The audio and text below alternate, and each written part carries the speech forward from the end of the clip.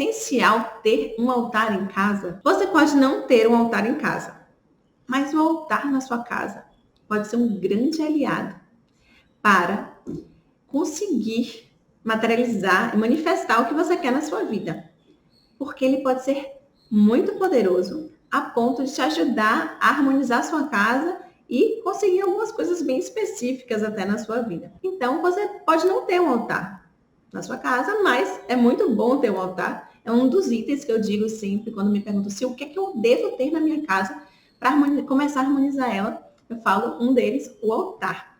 Porque ele é muito poderoso, ele pode ser muito poderoso se você souber ajustar ele, né, organizar ele de uma forma mais potente. E isso é importante dizer, né, que qualquer altar é importante, tem seu valor, né? A gente não precisa ter tantas regras quando a gente está falando de altar. Então, o altar, ele não só é uma forma de materializar, ajudar a materializar, a manifestar o que você quer na sua vida, né? As suas intenções, seus sankalpas, mas também é uma expressão da sua espiritualidade, né? É uma forma de materializar ali, naquele lugar, a sua espiritualidade, se conectar todos os dias a esse aspecto mais sutil das nossas vidas, que governa as nossas vidas.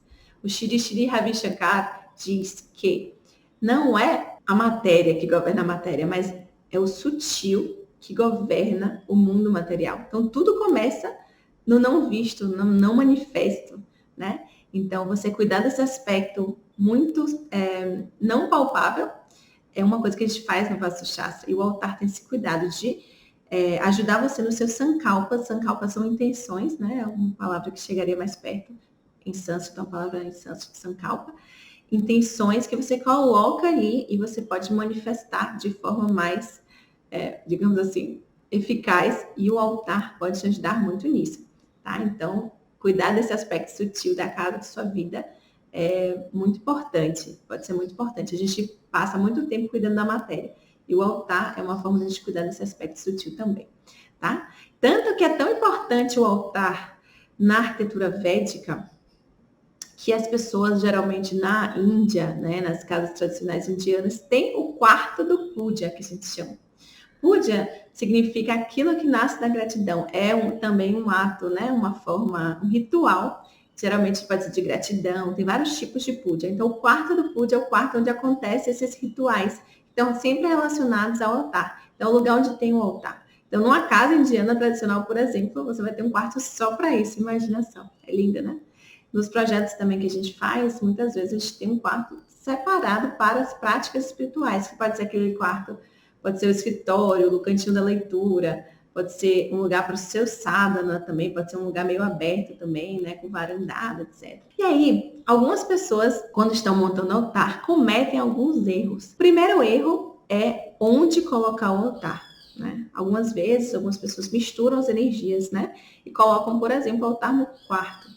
Apesar de poder até ser uma boa zona em algumas situações, né, depende de onde está o quarto, a gente não sugere muito misturar as energias, né, de sono, né, uma energia pesada, geralmente, com a energia do altar, que é a energia de movimento, de espiritualidade e abundância. Então, um erro clássico que a gente deve evitar é colocar nosso altar dentro do quarto. Segundo erro clássico é onde colocar o altar. Eu já falei, né, o quarto é um dos exemplos, mas algumas pessoas colocam o altar, por exemplo, na cozinha, uma zona que não é tão limpa, ou no Brahmastana, que é o centro da casa, né? A gente acha, porque o Brahmastana é onde nasce a energia da casa, então vou ter um altar lá. Não, a gente não deve ter nada no centro da casa, nem um altar, tá bem? Então, esse é um erro clássico, a gente não coloca altar no centro da casa também. E outro erro clássico é a direção, né? Algumas pessoas colocam o altar virados para sul, ou para oeste, ou na quina da parede, a sudeste, enfim. Então, a gente não coloca o altar, né? É um erro que frequente é colocar o altar em direção incorreta, para que a gente possa ter mais benefícios. Não é que vai dar algum problema você colocar seu altar virado para sul ou para oeste. Esse seria o terceiro erro, né? Ter um altar virado para sul. É um erro frequente. É uma das únicas direções que a gente realmente não indica essa direção sul para altar, Não é que vai ter algum problema se você colocar seu altar para sua. Existem até ocasiões que pessoas colocam para sua o altar. Mas você não vai ter tantos benefícios que a gente quer com o altar, né? Que eu já falei aqui. Um altar, ele te ajuda a potencializar seu sankalpa, suas intenções e manifestar essas intenções no mundo e além de conectar com sua espiritualidade. Então, todas as funções que um altar tem, quando você coloca uma direção que não é tão auspiciosa, nesse caso específico, a gente não vai ter tantos benefícios. Então, é melhor dizer, a gente sempre se alinhar à onda, né? Como eu falo sempre. O que a gente quer aqui é surfar a onda. Então, se a gente consegue pegar mais benefícios dessas orientações, das medidas que o Vasto sugere, a gente vai sempre implementar, não é mesmo? Então, já falamos dos 3 principais erros aí ao montar um altar.